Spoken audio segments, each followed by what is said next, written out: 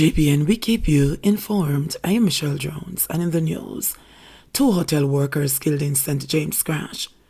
2 employees of the Hilton Hotel in Rosehall, St. James, have died after the vehicle they were traveling in collided with a traffic signal on Friday morning.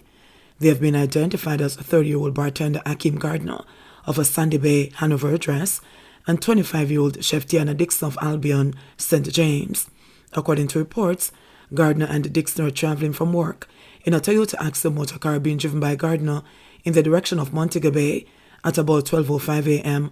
when, upon reaching an intersection in the Providence area, the car collided with the traffic signal.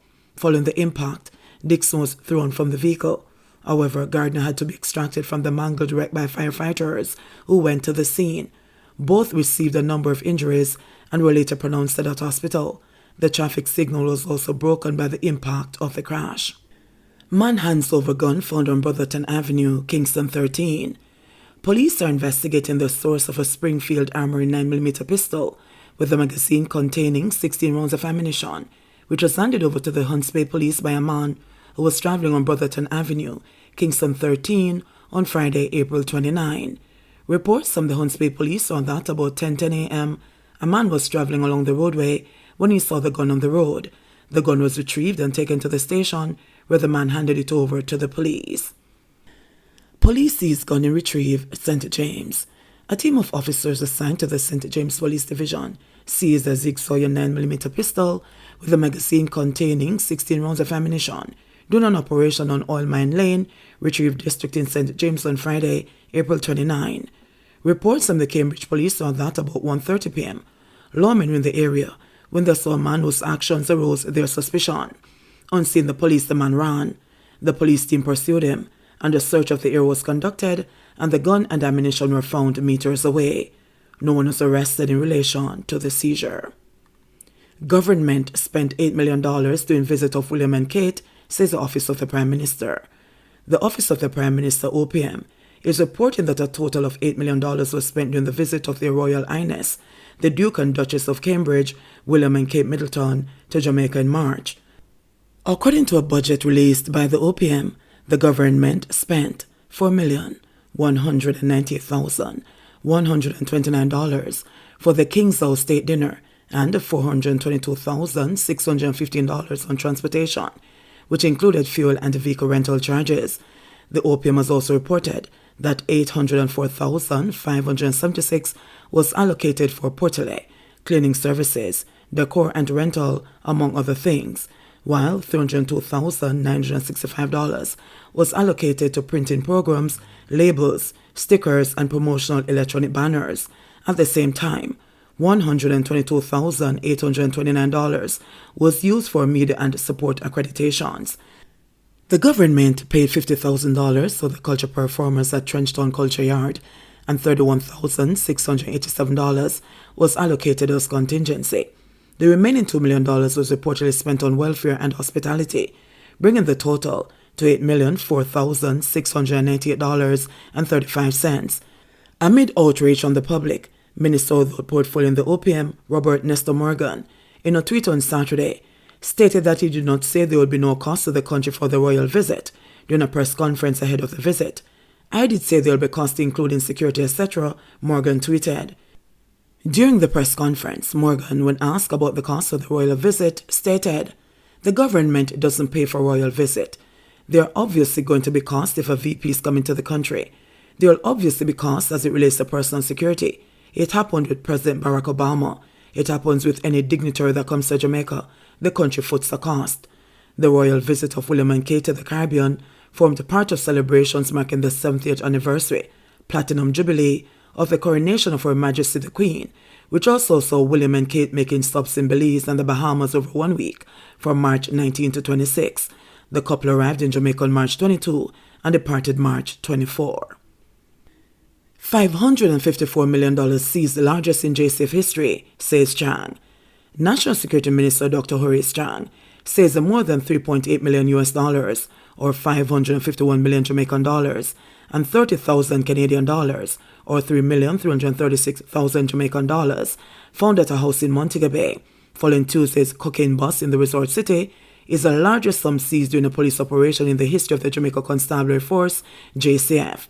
The police had reported that on Tuesday, April 26, 2022, a pre-dawn operation led by the Narcotics Division and supported by the Joint Anti-Gang Task Force and the Divisional Police was carried out in the Swanky Coral Gardens community in St. James.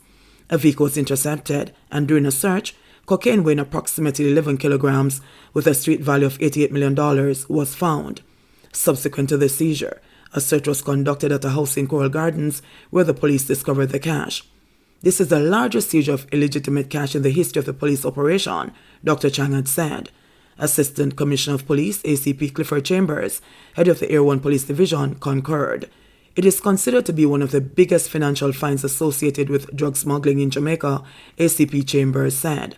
So far, 2 people have been taken into custody in connection with the drug bust. Their identities are being withheld pending further investigations. On Friday, Parish Judge Sasha Smith Ashley ordered that one of the arrested individuals be charged or released by 6 p.m. on Tuesday, May 3, after a habeas corpus application was made on his behalf by his attorneys.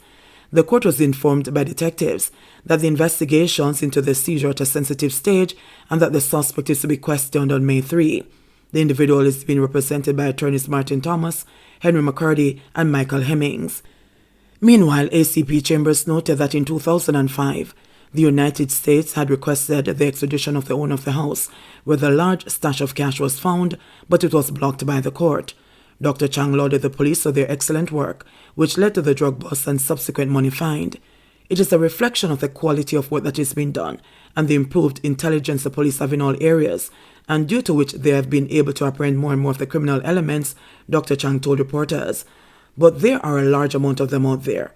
The contract killing introduces a new element, which is harder to catch, but they're catching them. They are harder to apprehend in their early stage, but we make amends. The police are making adjustments, Dr. Chang said. Toll Authority wants pedestrians fined for walking on toll roads. The Toll Authority of Jamaica is pushing for legislation to be enacted that will grant it the power to fine pedestrians who encroach on the toll roads and motorists who tailgate. The authority, an agency of the government, also wants legislative authority to regulate advertisements on toll roads, as well as make it mandatory for future concessionaires to pay toll monitoring fees to the agency. Minister of Transport and Mining Audley Shaw advised of the direction in which the authority would like to go during his contribution to the 2022-23 sectoral debate in Gordon House this week. Both pedestrians and tailgating motorists present a danger to themselves and other road users, yet pedestrians, some pushing carts, are often seen on Jamaica's toll roads. Pedestrians are also frequently seen jumping the concrete medians that separate the traffic lanes, putting themselves and drivers at risk. Tailgating occurs where one vehicle travels too closely behind another. Meanwhile, Shaw said the authority is further seeking empowerment to apply monetary sanctions on toll operators for non-compliance in the remedying of any defect or damage to the toll road infrastructure. He also informed that the escape lanes on the North-South Highway are being renovated to bring them closer to the American Association of State Highway and Transportation Official standards. In the meantime, the minister said the issue of responsible road use and safety remains a major concern for the country. He noted that despite the challenges, there is renewed hope with the launch of the United Nations Second Decade of Action for Road Safety and with Jamaica adopting the so-called Safe Systems approach. Adoption of the Safe Systems will have a positive and wide-ranging effect on road safety policy and strategic outlook, as it requires shared systemic responsibility for ensuring safe roads, safe road users, safe speeds, safe vehicles, and quality post-crash care. The UN's Second Decade of Action aims to reduce road traffic fatalities by 50% globally, Shaw said. 2 more COVID-19 related deaths. COVID-19 related hospitalization in Jamaica increased to 24 on Friday, moving from 19 on Thursday. The latest data from the Ministry of Health and Wellness reveals that 2 of those patients are critically ill. Deaths have increased to 2,964 after 2 more deaths were confirmed. One is of a 69-year-old man from the corporate area who died in February. His death was under investigation. The other death, that of a 36-year-old woman from Westmoreland, occurred in August last year. 84 new cases were confirmed from 2,477 samples. This represents an infection rate of 10.2%. JBN, we keep you informed. Please remember to subscribe, like, share, leave us a comment, and click the notification bell to receive our daily news items.